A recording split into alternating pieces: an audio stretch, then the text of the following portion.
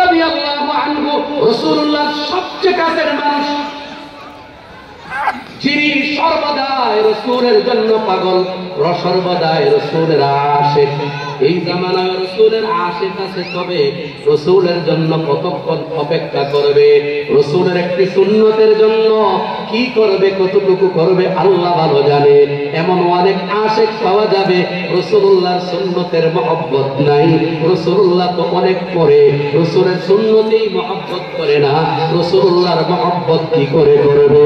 কিন্তু হযরত আবু বকর রাদিয়াল্লাহু আনহুকে জিজ্ঞাসা করেন, আবু বকর এক দিনের জন্য, এক সময়ের জন্য উনার জীবনটা দিয়ে দিতে রাজি, কিন্তু আল্লাহ রাসূল থেকে আলাদা হন নাই, আল্লাহ রাসূলের সাথে থাকার জন্য সব করতে রাজি, শুধু রাসূলের সাথে হতে চায়, রাসূলকে মহব্বত করেন, এজন্য সব কিছু দিয়ে দিতে রাজি।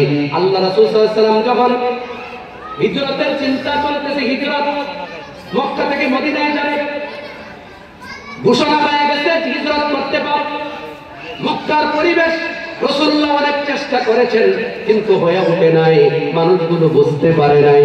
রাসূলুল্লাহ যখন ঘোষণা দিলেন হিজরত করতে পারো, দ্বীন বাঁচানোর জন্য, ইসলাম বাঁচানোর জন্য, ইসলামের প্রচারের জন্য হিজরত করো, হযরত আবু বকর রাদিয়াল্লাহু আনহু আস্তে করে রাসূলের কাছে আয়েশা আস্তে করে বলতেছেন ভয়ে ভয়ে, ইয়া রাসূলুল্লাহ, আমি মনে মনে নিয়ত করছি হিজরত করব। মনে মনে বলছেন উনি আয়েশা আস্তে করে, হুজুর মনে মনে নিয়ত করছি হিজরত করব। আল্লাহ রাসূল তার দিকে তাকিয়ে বললেন, তাই না? মুস্কি হেসে দিয়ে বললেন, আবু বকর,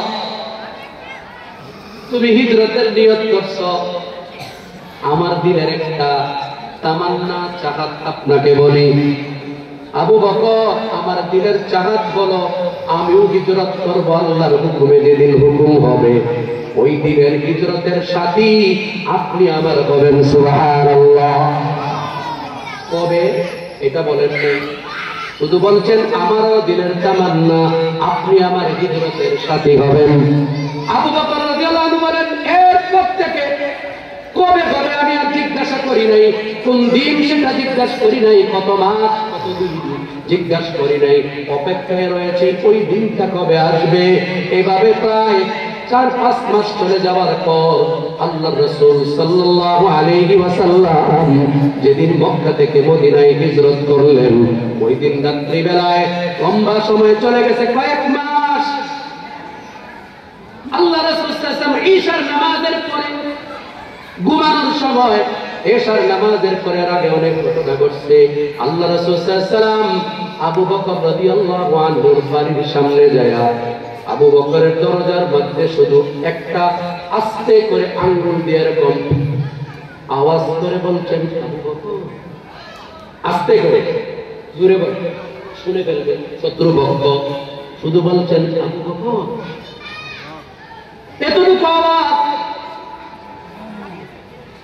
রাসূলুল্লাহ শুধু আবু বকর এই কথাটা বলতে দেরি হয়েছে, আবু বকর রাদিয়াল্লাহু তাআলা দরজা খুলে ফেলছেন। সুবহানাল্লাহ। আল্লাহ রাসূল বলেন, আবু বকর ঘটনা কি? ঘুমাও না? তুমি কি জানতা যে আজকে হিজরত করব? ইয়া রাসূলুল্লাহ, না আমি জানতাম না আজকে হিজরত। তবে ইয়া রাসূলুল্লাহ কথা পরে হবে, আগে হিজরতে চলেন। এর পরবর্তীতে আল্লাহ রাসূলকে হযরত আবু বকর বলছেন, ইয়া রাসূলুল্লাহ, যেদিন আপনি বলেছিলেন আপনি আমার হিজরতের সাথী হবেন, এরপর থেকে আমি আবু বকর এরপরের থেকে কয়েক মাস বিছানার সাথে রাত্রিবেলায় আমার মাথাটা লাগাই না। এটা হলো ইশক, এটাকে বলে মুহাব্বত, এটাকে বলে ইশক রাসূল, এটাকে বলে আল্লাহ রাসূলের ভালোবাসা।